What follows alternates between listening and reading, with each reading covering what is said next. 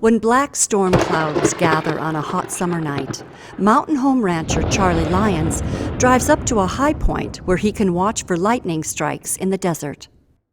When there's lightning, we're out, and I go right up there to the towers, is one of my spots to kind of sit and watch.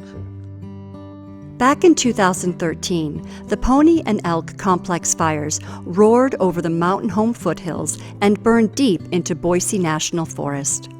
Ranchers lost more than 100 cattle to the twin blazes, cabins burned in Featherville, and 281,000 acres of BLM and Forest Service land were charred in a matter of days. Speeding up the initial attack and stopping wildfires from growing into huge destructive blazes was a major motivating force in leading mountain home ranchers to form the first Rangeland Fire Protection Association in the state 10 years ago. The idea was to allow ranchers to work together with the Bureau of Land Management and sometimes rural fire departments to squelch wildfires quickly when they're small. New procedures were rapidly put in place. The BLM and Idaho Department of Lands provided training, startup costs, firefighting equipment, and radios so ranchers could respond quickly to wildfires in remote locations. In 2013, state legislation was passed to formalize the creation of Rangeland Fire Protection Associations. 3 new RFPAs were formed that same year: Owyhee RFPA, Sailor Creek RFPA, and Three Creek RFPA. Ranchers in the Three Creek area had experienced one of the largest wildfires in the nation in 2007, the Murphy Complex Fire, which burned more than 652,000 acres. And they watched the Soda Fire blow up to 280,000 acres in Owyhee County nearby. If you look at almost every one of the RFPAs, almost every one of them started the year after a big fire. Today, there are 10 RFPAs across southern Idaho, covering 8.9 million acres of land. That includes 1.8 million acres of previously unprotected private rangeland. With more RFPAs in place, it builds firefighting capacity. Today, about 335 ranchers and RFPA members are fully trained and ready to fight fires across southern Idaho. With additional manpower and equipment, initial attack is often more rapid now. But it's because we've been able to work with these guys from the BLM and the training they've been able to provide and the friendships that we've developed and the partnership that we've developed, to be honest with you. Now today, when we go to a fire, we've pretty well got a plan in place on our way out there of how we want to initially attack it. Idaho ranchers, the Idaho Department of Lands, and the BLM are celebrating the success of the RFPA program on its 10-year anniversary. I think this has been a phenomenal program for the state of Idaho and for all of our partners. We rely on the ranching community to help us out. There's places that we just can't get to in a timely fashion based on where our resources are located. So to have those ranchers out there, giving them the resources, giving them the training and the PPE, it's been huge. The ranching community sees the value, but they're playing a role in managing these fires. They run cattle on these allotments. They don't want to see that forage burn up. It's important to them, it's important to their livelihood. Reducing the damage to the native shrub-steppe plant communities in southern Idaho is another important benefit. It's crucial to protect sage-grouse and other wildlife species on Idaho's rangelands. I think these RFPAs play a crucial role in helping us protect the best of the best habitat and extinguish fires within sage-grouse habitat and habitat that's important to other sage-steppe species. The RFPA has been great. It's huge to what we do. They're able to get equipment out there quickly and lots of it. It's really helped with those multiple start occasions to where we've got fires, 2 or 3 of them out here and 2 or 3 of them out in Burley. And that spreads us out as BLM resource, that spreads us out pretty thin. So being able to get those RFPA resources, the discs and the tractor discs and the dozers and engines and then the overhead really allows us to be really aggressive with the fire.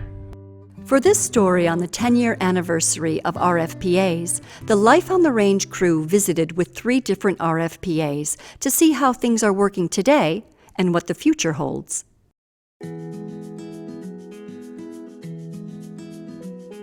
Mountain home rancher Charlie Lyons is pleased to see the growth of RFPAs statewide. Yeah, I could see that it had real potential, for sure. Just because there was so much unprotected area and such conflict between ranchers and agencies, that once people saw a window, and these guys are reasonable men, you know, they're trying to protect their range, and the BLM, they're firefighters, so, you know, once they saw an opportunity, yeah, I could see real growth. After the Pony and Elk complex fires, the Mountain Home RFPA has been able to keep fires much smaller in recent years. It's been pretty seamless. Our fire went from over 100,000 acres average in this area. We're down to what we were in the early 90s. We're 6,000–7,000 acre, you know, type scenarios now, and even less than that at sometimes. The I-84 freeway corridor from Mountain Home to Glens Ferry used to be a major hotspot for vehicle fires. Through a partnership with the Idaho Transportation Department and BLM, the number of vehicle fires has declined. Taking care of the freeway, you know, #1 fire starter in the U.S. between Glens Ferry and Mountain Home. Big deal there where they started to manage fuels on that freeway. Big deal. And then just the mindset of when a fire starts, we're coordinated and we show up with a purpose, you know, and we're together. Big deal there.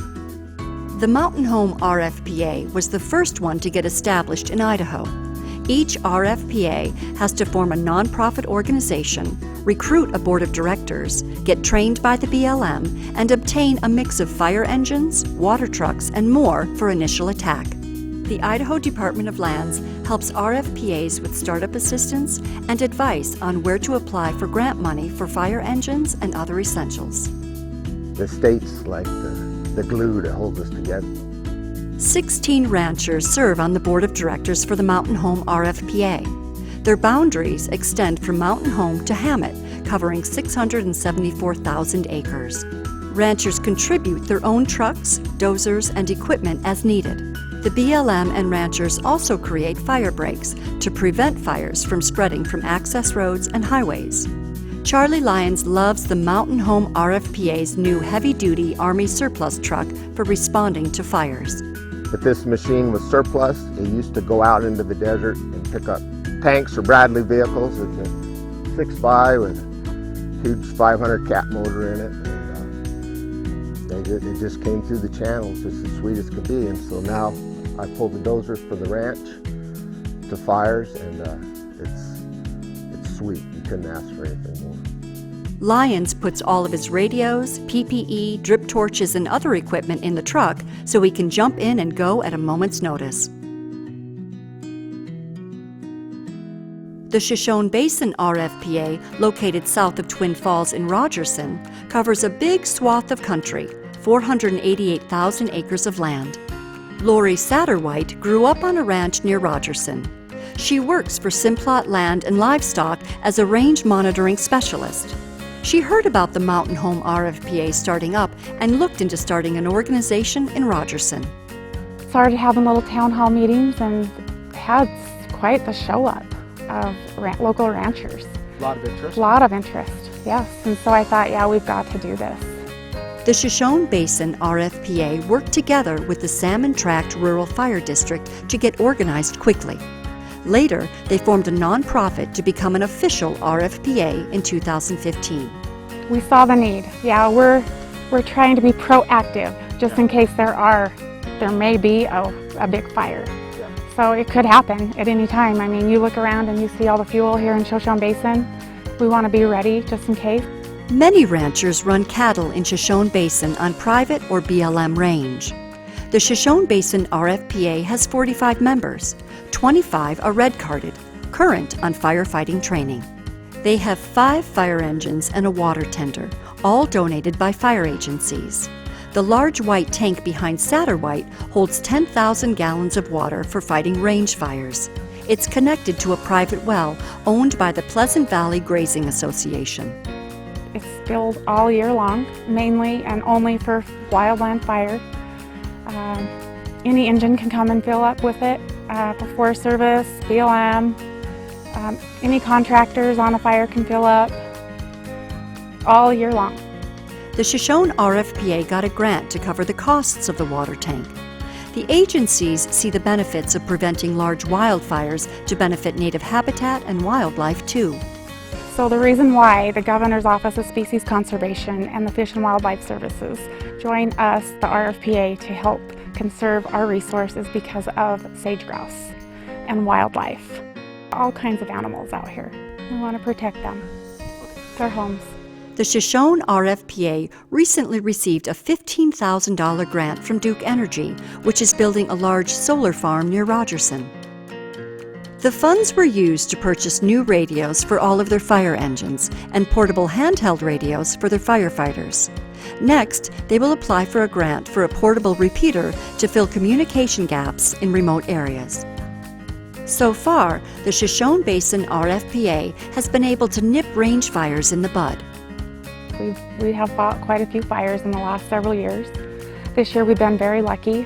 We've only have maybe 4 or 5 fires this year, and when they're small. We've been very fortunate. Brad Sawyer, Fire Management Officer for the BLM in Twin Falls, says it's been super helpful to have the Shoshone RFPA assisting with fires in the high desert. We've got a ton of ground, 3.8 million acres, right, in our dispatch area. We all can't be there everywhere every time a fire starts, and our mission to keep fire conservatively on the landscape, they're a huge part of it. It makes sense. For ranchers in the Shoshone Basin RFPA to work together with Salmon Tract and the BLM helps a lot, he says.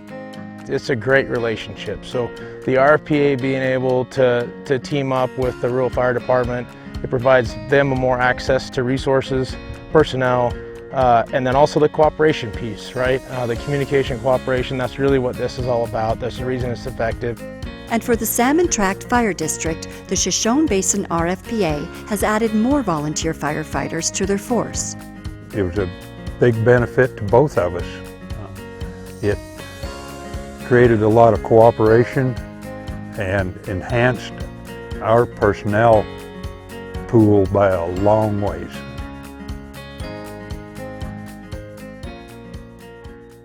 The Three Creek RFPA has an even larger chunk of country to cover, 1.5 million acres, in partnership with the Sailor Creek RFPA. Formed in 2013, the Three Creek RFPA has about 50 ranch members. 7 serve on the board of directors. Mike Gary is the chairman. Because of the remote areas and challenging road access, the 2 RFPAs pre-positioned firefighting equipment and big water tanks in strategic, remote locations prior to fire season. Our deal can be very challenging for the BLM or for ourselves based on access. Just getting there in a timely fashion. One water tank holds 50,000 gallons of water with an open top so helicopters can use it to fill water buckets. Classic example, 2 years ago, we had a night when we had 21 starts from Clover Creek to Richfield in a huge lightning storm, and that's probably about a 50-mile girth. We had 4 or 5 helicopters loading out of that 150,000 gallon open top tank, and that was a huge asset. They also have added radio repeater towers in remote places to plug communications gaps. We get on scene first, we attack the fire, from the heel and try to pinch it off. But then when they get on scene with us, we work together until we've pretty well got control, and then Chris's crew, continues on with the fire, and we kind of try to work back and mop up the edges. The winter training sessions with the BLM are very helpful too, Gary says.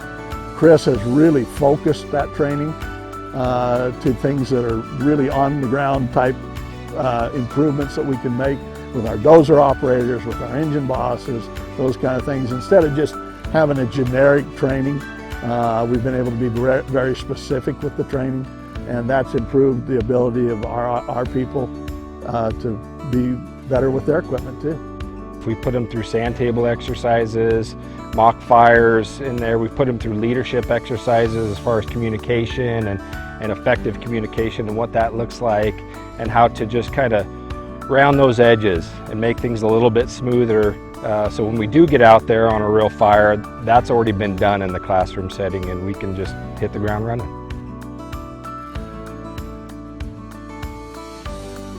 Looking ahead to the future, Charlie Lyons recommends staying the course. Keep it simple, guys. It's ranchers protecting rangelands and assisting the agencies to accomplish that. It's nothing more. For each RFPA organization to function well into the future, new rancher members will need to join and step into leadership roles over time. Sometimes I think, well, it's going to be really hard to keep them going. But then when I go to meetings and I see these young people walk in, I think, okay, we're going to be good. We're going to be okay. Satterwhite talks to the younger ranchers to make them feel welcome. And I don't want to pressure them too hard right now, but I want to talk to them and I want to encourage them to keep coming. Overall, it seems everyone is pleased with the RFPA program. They're wildly important tools for us. The knowledge of the landscapes, where the water sources are, where the cattle are, historically where things have worked and where things haven't. It's huge for all of Idaho, right? All the people that live and breathe in Idaho. It's incredible, and I can't imagine ever wanting to go back to where we were 10 years ago. The RFPAs are playing a crucial role in managing and extinguishing fires in these ecosystems. And without it, I think we'd be seeing much bigger fires and fires burning longer in duration. So I really appreciate the work that these folks are doing out there.